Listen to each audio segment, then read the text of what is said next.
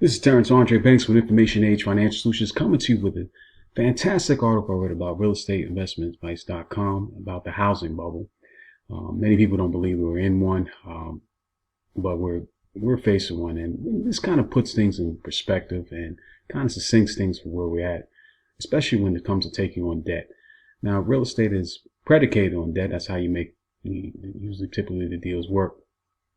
But I guess best behold that debt is still something that's a loaded gun. It needs to be done taken carefully.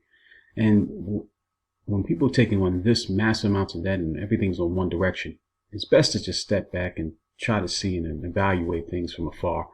And just be very careful. That's what I'm really getting at. So I'm going to dive right into this article and put a link inside the description.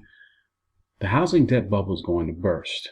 Now this is, again, just bear with me if you're on the housing side. Just know that things are just a little a bit out of whack. So the 100 billion housing bubble is going to burst. Being self-employed, I don't like to add extra bills or burdens. And with the moratorium, there's no guarantee that later I won't be in further debt.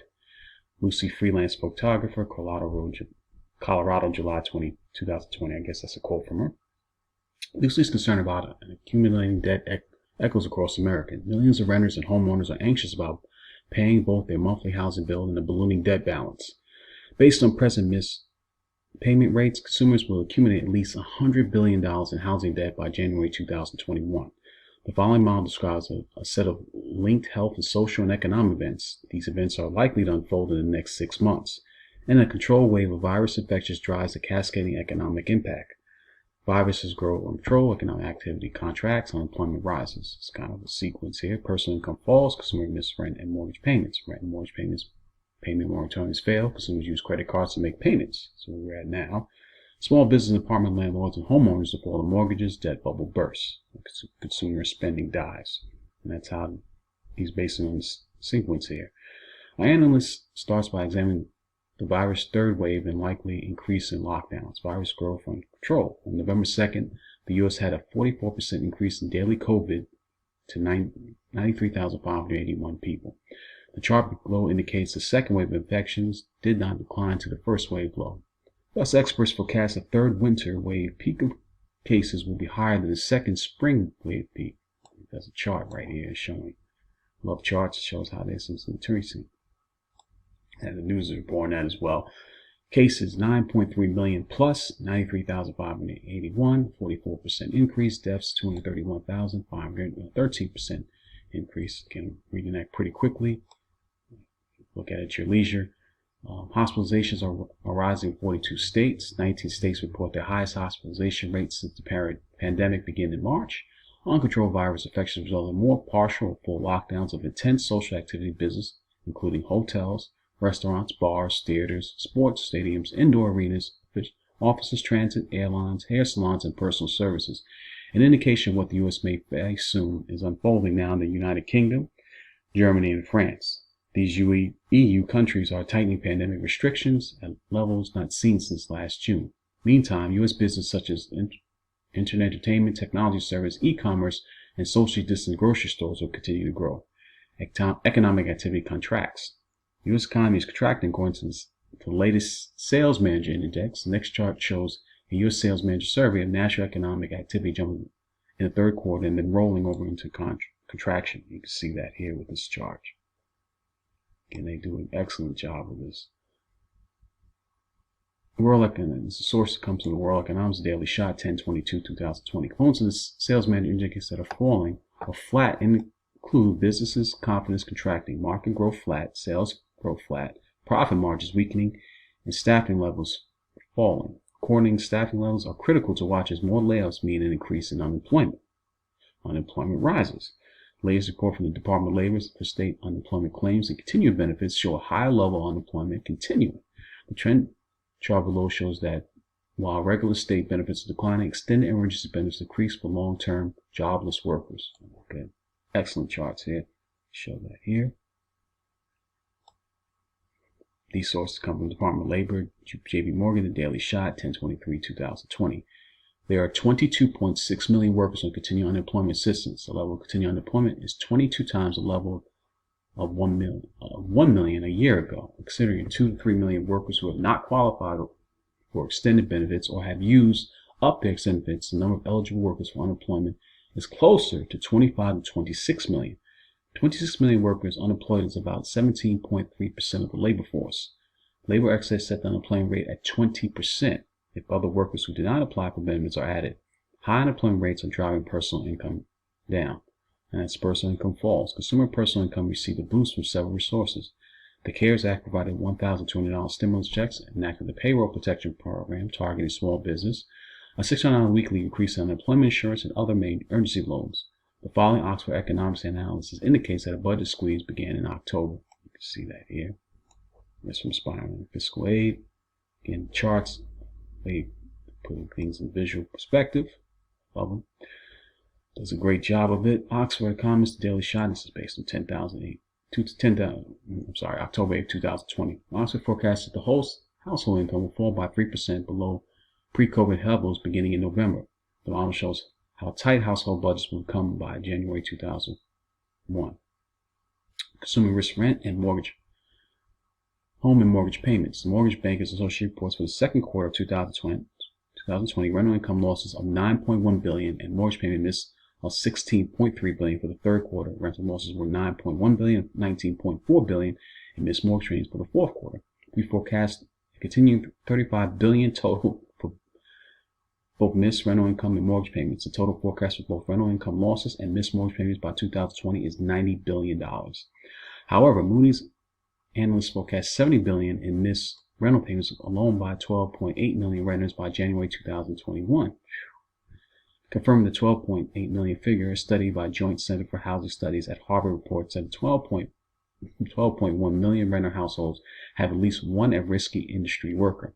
Due to wide variance in estimates, we forecast that at least $100 billion in rental and mortgage debt due in January 2021. That's a lot of money, man. It's really a lot of money. A lot of debt that needs to be paid. Our forecast of $100 billion looming housing debt bills on our early announced and recent executive employee catch-22 post. You can click on that and read that. In that post, we invented two consumer segments, workers and professionals. We know that all homeowners reported no confidence in making net payment. The analysis includes that 60% of professional homeowners reported little or no confidence in making mortgage payments for September, yet workers reported twice the no confidence rate of professionals at 34%. All right, so there's a link here. Click on it at your leisure. Rent and mortgage moratoriums fail. The CARES Act mortgage and rent moratoriums covered homes and apartment buildings secured with federal loans through July 31st. Renters obtain payment relief while landlords continue to pay mortgage loans from their funds, or relief act assistance. In mid-August, President Trump signed an executive order instructing the Centers for Disease Control and Prevention to identify households where evictions may increase and mandate that household members be protected from eviction to ensure public safety. Since the federal moratorium ended and the CDC policy has been put into effect, thousands of landlords have filed suits challenging the CDC authority to protect renters from eviction. Courts in some states are finding in favor of landlords, causing evictions to rise. Moody's Analytics forecasts that 16% of all renters will face eviction by January 2021. States like California and Washington passed blanket rent moratoriums in effect until January 1st, 2020. Rent debt is not erased in any case.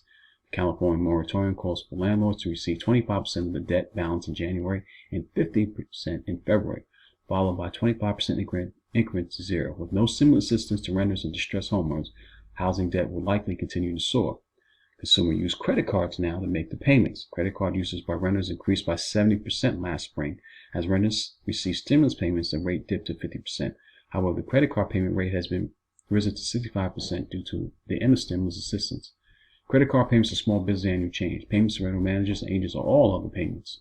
The source comes from Philadelphia Federal Reserve Consumer Finance.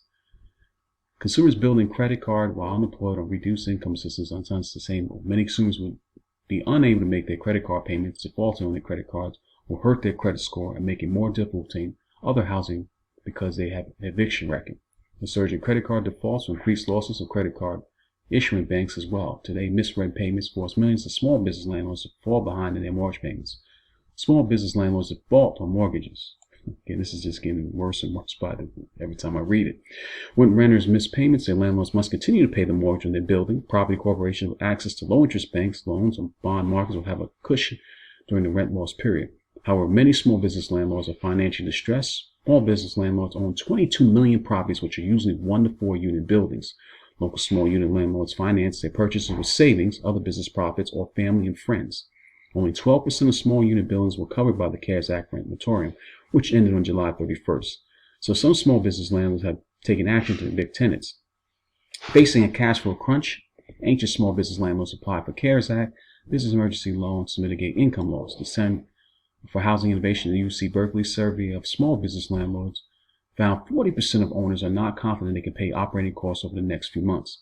So small business landlords may evict tenants to find a paying renter. However, by the first quarter of 2021, there are likely to be millions of people evicted with poor credit. So finding another paying tenant could be problematic. Very well said.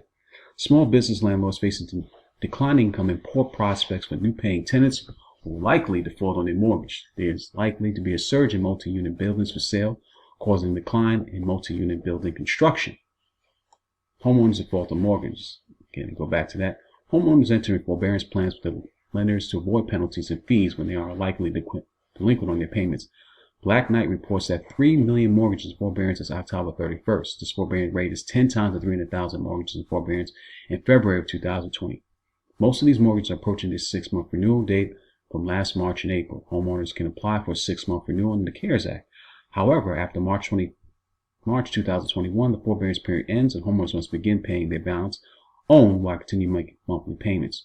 80% of present forbearance payers had applied for 6-month extension. With unemployment increasing and lockdowns forecast, there may be increased in the number of forbearance plans. Other homeowners who do not qualify for forbearance are delinquent in making payments. Mortgage delinquencies outside of forbearance are 107% year to date. As of October, by the end of first quarter 2021, defaults are likely to rise significantly. Consumer spending dies. Here we go. Consumer spending. So this is just a continuing catastrophic effect from not paying the mortgages to how we're going to spend, because if you don't have money to pay your rent and mortgage, you're going to focus your attention on that. If you have anything, but it will die. Kind of digress here, but get back to the point. A perfect economic storm is gathering strength from the health, social, and financial forces we have identified in this post. The coronavirus continues to penetrate all facets of American life, driving uncertainty in the economy. Until we have a national virus containment program implemented, the pandemic will force economic activity down. With the stimulus package from Congress, millions of unemployed workers, renters, and small businesses will struggle. With the bottom of 80% of consumers facing severe economic headwinds, consumer spending will likely dive in the first half of next year. For investors, this is the time to prepare for a possible severe economic storm coming this winter. Scott Minimer, Global CIO, and observes that we have a pause now, giving us time to prepare for an economic whirlwind. This relative calm we will feel in the markets right now isn't the end of the storm. It is just the eye. It may seem like there is no storm at all, yet the worst is yet to come. I just want to read that again, because after all the stuff I read here, people still would doubt. I encourage you to take a look at this article. Kind of read through it pretty quickly, but it just really puts the things about debt and how housing and rents are being paid, and so much stuff that people jumping into real estate and not really having been through their first or second correction. It's just something to be mindful of, especially as you're going forward. And it's nothing wrong with holding your money time and sitting back on the sidelines and just waiting for things to pan out a little bit. If this video has been any value to you, please subscribe, leave some comments. Until my next video, hit the like button. I'm out.